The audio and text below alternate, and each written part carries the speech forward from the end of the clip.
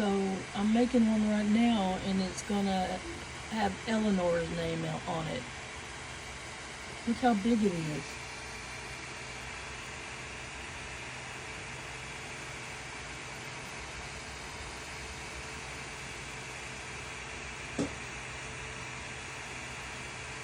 It's making the base.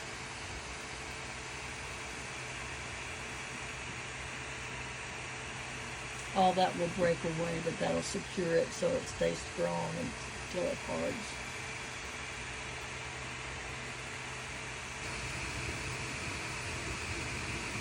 What do you think? Kind of cute, huh?